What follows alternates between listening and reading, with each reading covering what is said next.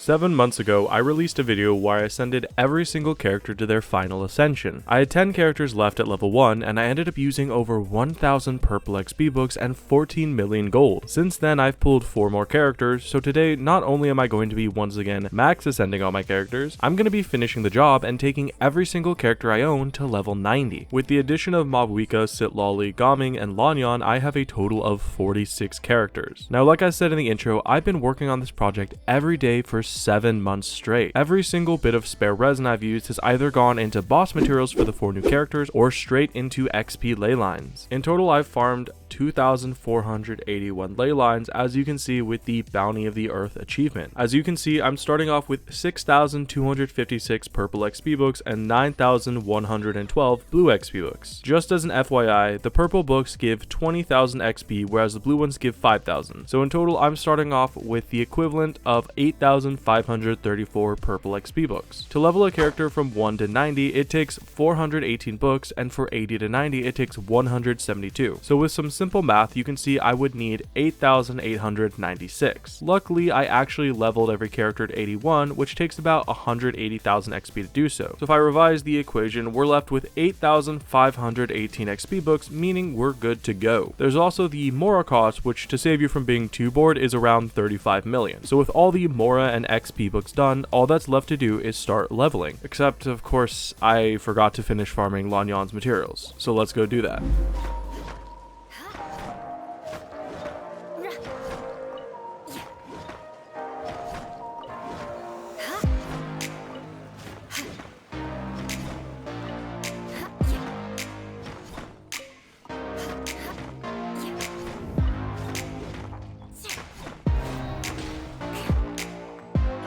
Fetish shit! I like to bind! I like to be bound!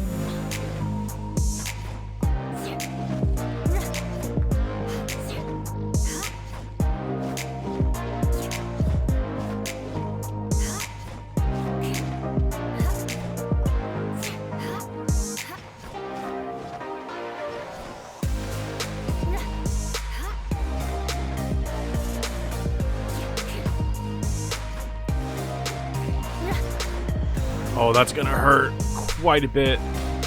Oh.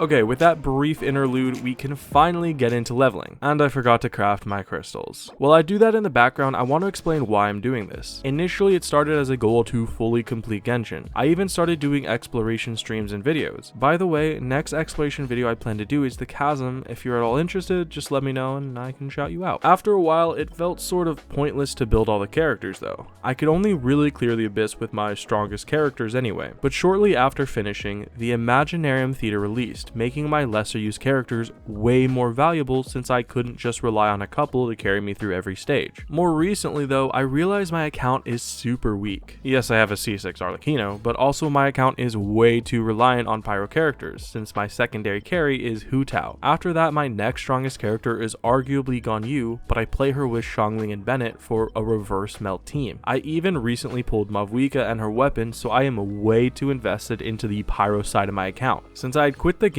when Sumeru was released, I skipped over the whole Dendro meta and also ignored the Hydro meta for a while. I did eventually cave in and get Farina, but I've only ever used her with Hu Tao, so I don't have a lot of strong characters built up for non-pyro reactions. Even at max level, most of these characters won't be combat ready until they have some decently leveled talents and weapons. But if I could go back and redo the process, I wouldn't change a thing, and that's for a simple reason. Having every character at 90 is just a massive flex because of how expensive and arguably wasteful it is. Most characters don't need to be 90'd, which is why I wanted to do it. Also, to be 100% honest, a YouTube title that says something like I leveled every character to 90 is a much better title than I spent 7 months building characters so they're usable. With all that said and done, let's finally get into the leveling. Lanyan is the newest 4-star, and while I think her chakrams are cool, I think she's going to end up being one of those 4-stars you only use if you're really into them.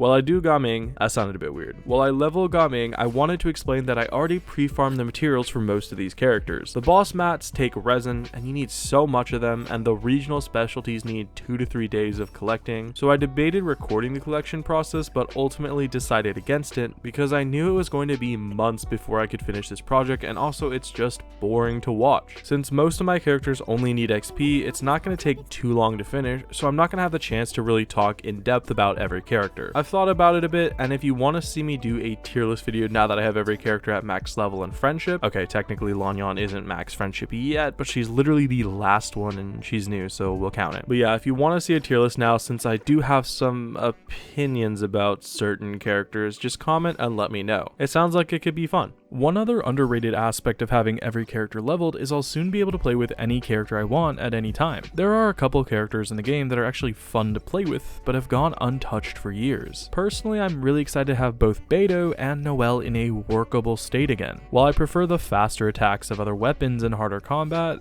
Claymore characters have always held a special place in my heart. Currently, my only somewhat playable Claymore user is Eula, so, I don't really get to play with her. Noelle and Beidou specifically have incredibly fun combat between the parrying, the dragon striking, and just the transformation into a giant sword for an ultimate. There are also characters like Lynette, Kirara, and Chongyun who I never played with outside of when I was farming their friendship, but ended up realizing they felt really fun and fluid in combat. I'm not gonna lie and say any of these characters are gonna make me abandon Arlecchino, because let's face it, once you experience a limited C6 5-star, especially one of her caliber, you're never gonna be able to play with anything else for that long. But it's still exciting because there have been many times in events or the theater or the abyss where a certain character would be perfect for a comp, but I can't use them because they're just so weak. As I said before, my account is heavily invested towards pyro reactions, so unlocking a new set of team comps and characters is just genuinely really exciting. I recently watched one of those Genshin nostalgia videos and it made me want to start a new account just to experience the game again. It's a combination of the first time experience of a new area and also the challenge of just having weaker characters that I miss. The game honestly just feels fast now. I log in, I farm everything, maybe do a bit of collection and log out. That's also part of the reason I started exploring the game more.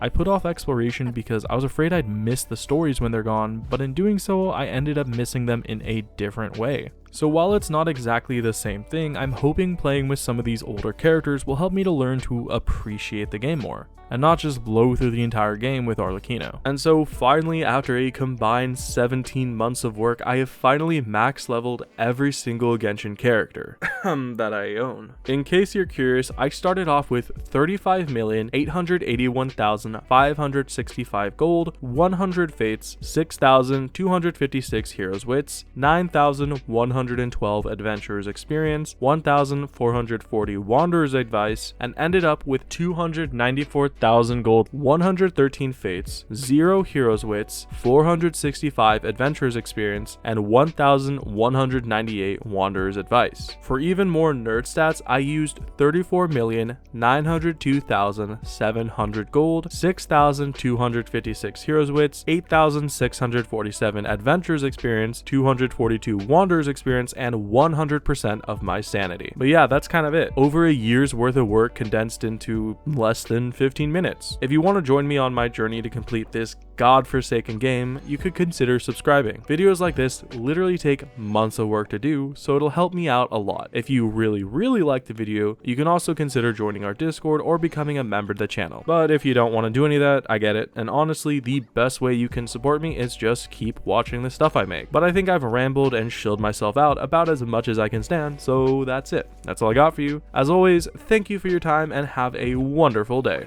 That won't ever change. Yeah, sometimes I'm mad, sometimes I'm okay. Yeah, I know I'll have what I want someday. I need my space now, so